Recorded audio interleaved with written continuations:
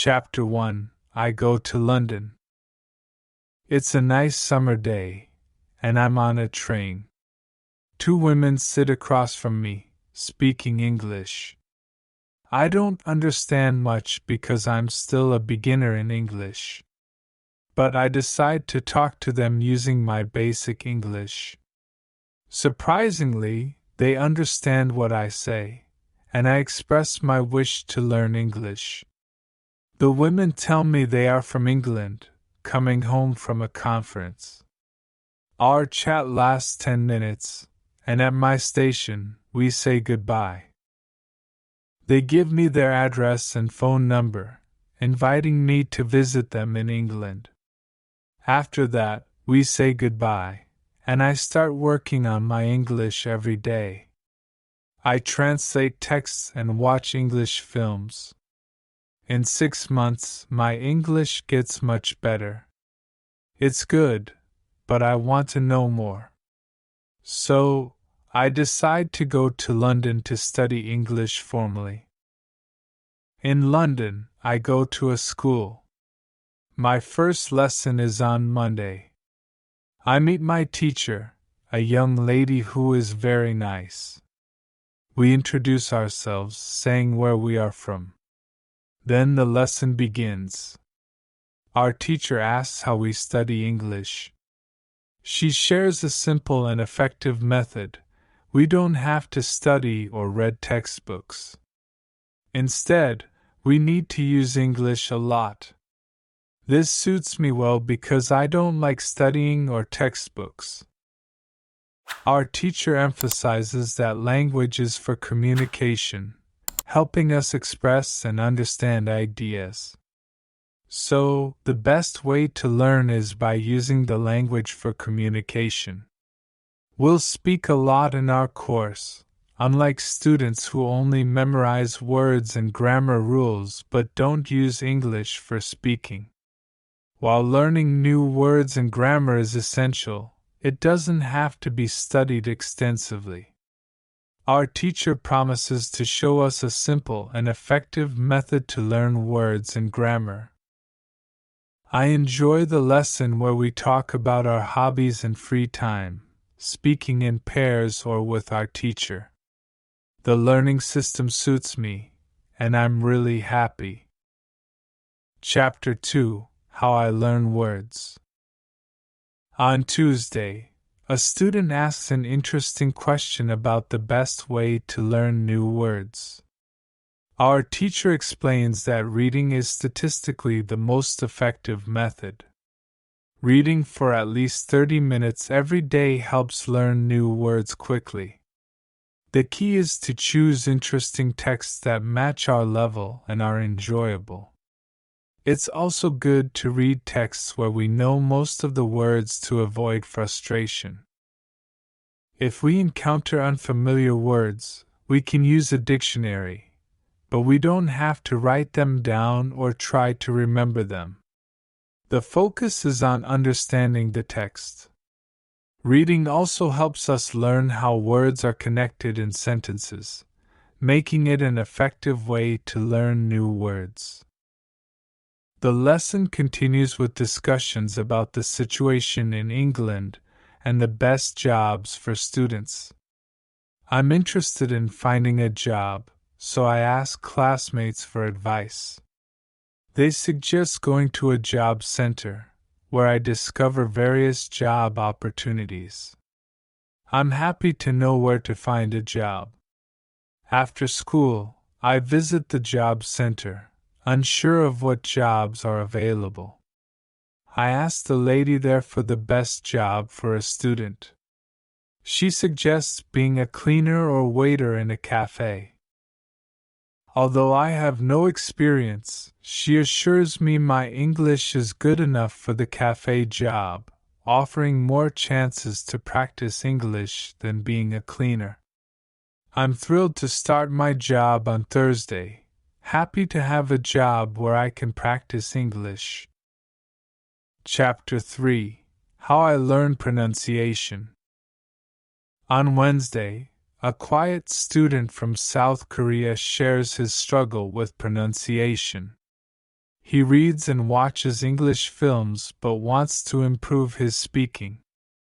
Our teacher explains that pronunciation issues arise when we use our mouth muscles the same way as in our native language. She introduces the shadowing technique, where we copy sounds we hear. This technique helps improve pronunciation by mimicking native speakers. Our teacher demonstrates the technique using a video from YouTube, and we try it for about 3 minutes. She also suggests using shadowing before a presentation to enhance pronunciation. I find it interesting and plan to incorporate shadowing into my routine. Chapter 4: How I Practice Speaking. Thursday brings a new student, Monica, from Italy. My teacher knows her from a previous class, and Monica shares her language learning journey. She learned English at home using reading, shadowing, and thinking aloud. Monica's success inspires me, and I want to learn about the thinking aloud technique. Our teacher explains that thinking aloud involves speaking thoughts in English, transitioning from thinking in the native language. It's effective for better speaking skills. I'm intrigued and excited to try this technique, as I have a strong motivation to learn English. Monica shares her experience, and our teacher thanks her for the insights. I'm determined to incorporate thinking aloud into my daily practice to improve my speaking skills. Chapter 5: Trying Thinking Aloud. I hear about Monica's success with thinking aloud, so I decide to give it a try in my language learning. Thinking in English instead of my native language seems interesting and a bit challenging, but I'm up for it. When I start, it feels a bit strange. Expressing my thoughts in English is not as easy as it was in my native language. I have to simplify my ideas. I begin with basic sentences like I am learning English. It is important. I want to be fluent. Practice every day is necessary. Even though it's a bit tough at first, I see small improvements over time. Thinking in simple English becomes more natural. I can express myself without translating from my native language. It becomes smoother, and I feel more confident. Feeling encouraged, I decide to use thinking aloud in conversations with classmates. It helps me communicate more clearly, even if my sentences are simple. As time goes on, I keep practicing thinking aloud during everyday activities like cooking or commuting. The simplicity of the technique makes it easy to use in different situations. Chapter 6: Exploring Different Cultures. My language adventure in London doesn't just happen in class. I explore the city's culture, go to language exchange events, and dive into various experiences. Meeting native speakers becomes an essential part of my learning.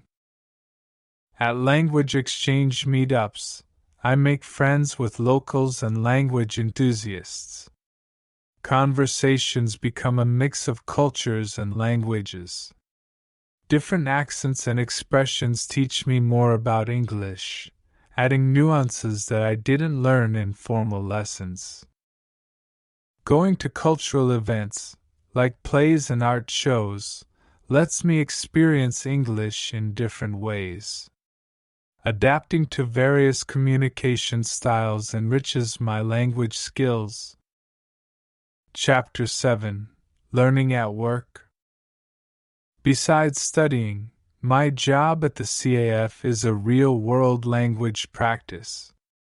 I handle daily tasks, take orders, and chat with customers. The fast-paced environment challenges me to think quickly and respond, improving my language skills. Starting the job has its tough moments, but I get more comfortable with each shift. Co-workers turn into friends, and they appreciate my effort to improve my English. They help me with pronunciation and teach me everyday expressions. The CAF becomes a small world of languages, with staff from all over. We share language tips, stories, and lots of laughter. The friendly atmosphere not only helps me with language, but also gives me a supportive community. Chapter 8: Celebrating Progress. Months pass, and I look back at how far I've come in learning English. Thinking aloud is now a habit, making it easier to express my thoughts. The shadowing technique improves my pronunciation, and regular reading expands my vocabulary. I decide to reconnect with the two English women from the train. With better language skills, I reach out and thank them for their encouragement. We meet for coffee, and it turns into a celebration of my language journey. As we talk, I share my story from the train to formal lessons, cultural experiences, and challenges at the CAF. Impressed by my dedication, the women offer more encouragement and suggest advanced learning opportunities. A lifelong adventure. My time in London, focusing on learning English, has changed me a lot. What started with a simple chat on a train has become a lifelong journey of exploring language and growing as a person. Techniques from class, mixed with real-life experiences, turn me into a confident English speaker. The city's diversity, the fun at work, and the support from fellow language learners make my journey richer. Excited about the English language, I leave London feeling accomplished and ready to continue my language adventure wherever I go. If you've picked up a new language tip, felt inspired, or enjoyed the story, comment yes below. We'd love to hear about your favorite language learning moment, or any topic you'd like us to cover in the future. Let's celebrate the joy of learning together.